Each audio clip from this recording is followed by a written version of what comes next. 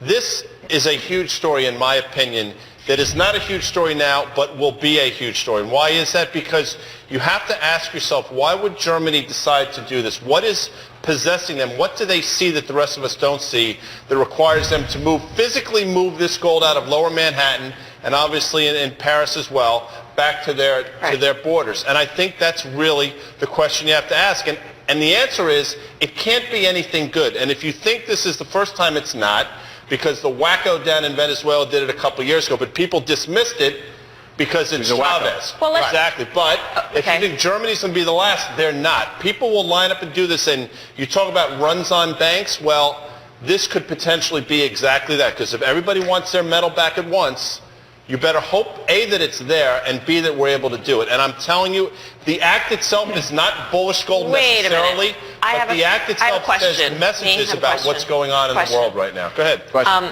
Germany owns this physical gold, so why is there any risk that if everybody's pulling their gold out that it won't be there? I'll give you the exact answer. When I worked at Drexel Burnham, this is now the Drexel bankruptcy, I think it was 1990. Right.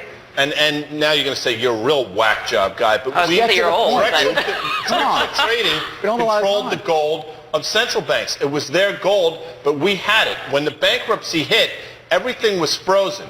And although it was their gold, they had no access to it. Beeks can speak to this as well. So it's a lot better to have it in your possession than to have it in your possession and somebody else's gold. But the gold market's a little weird in that if you buy a share of stock, you have a CUSIP number, it's yours, it's in your account, it's all electronic. That's not the way it is with gold. There's not necessarily a serial number on every gold bar that says Melissa Lee owns this. Wait, so is there a thought that maybe there isn't enough gold in the bank? Well, yeah, potentially. You sound like a real conspiracy theorist. Here's where you run into an issue. That gold is lent out every single day through the London bullion market. It's lent everywhere. So if you have everybody trying to come after it at one time, just look at what happened with MF Global. You have a lot of people that were involved in that, warehouse receipts, whatnot. It took a while to get that back. So you need to be concerned. I think the bigger picture is why is Germany doing this now? Well, I mean, they've had it here for 40-some-odd years. Why today? By 2013, apprehension about the security of national gold reserves was not confined to Fort Knox.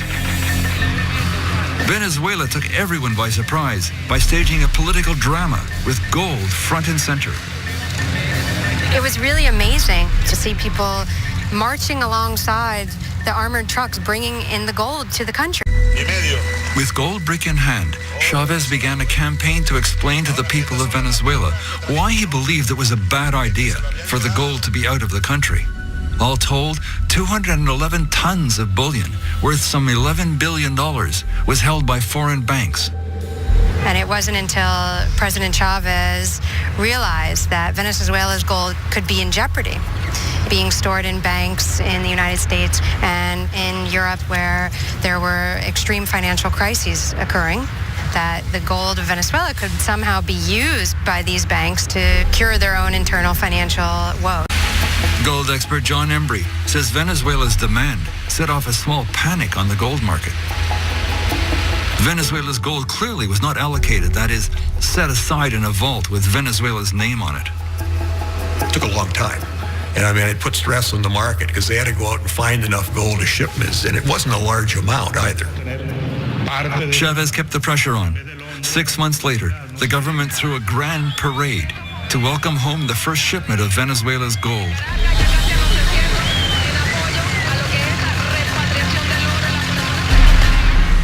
Like England and France during the Second World War, Venezuela came to understand the power of gold as a guarantee of national sovereignty. But other countries haven't been so successful when they tried to repatriate their gold. Most of Germany's gold is stored in New York at the Federal Reserve Bank, the Fed. But when the Bundesbank, the German central bank, asked to see their gold in 2012, the Fed appears to have refused access, citing security concerns. Now Germany's asking for the gold back. Eric Sprott is convinced most of the German gold is gone. We've been talking about this metal for, it seems like, every day for the past few weeks. Are you noticing, is business different where you are because of what's going on? You know, I retail a lot of gold and silver, and I'm having a real difficult time right now getting physical metal. it's the crazy world about gold and silver. Sometimes, the paper market it's going down, but you can't actually find no actual physical items. I think that it's still a good thing to have around. Yeah, we hear that a lot, that there's a difference between those who are in the GLD or big institutions and those who actually buy the physical stuff.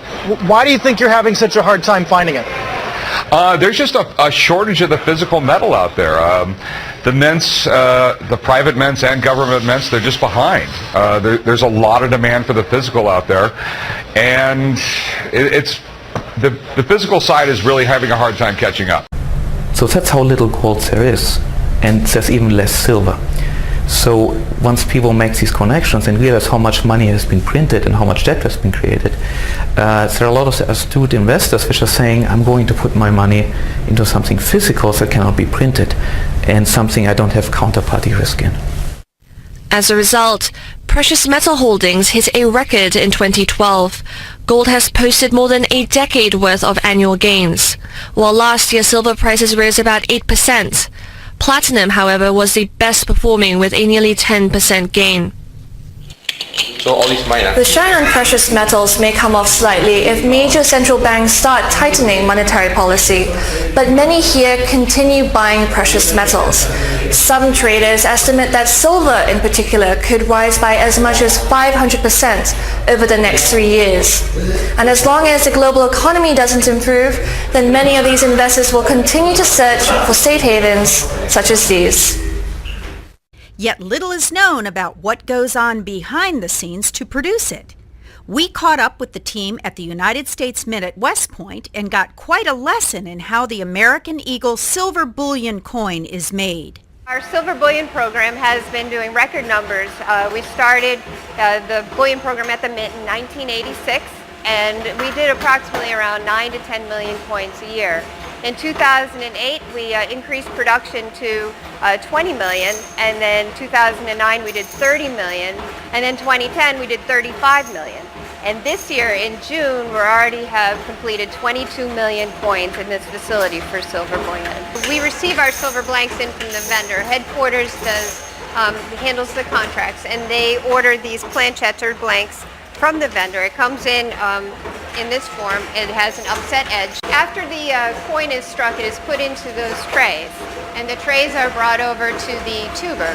The tuber will put the coins into the plastic tubes, and there's 20 in a tube. Now, what we're doing here is that we're ensuring that there truly are 20 pieces in each tube.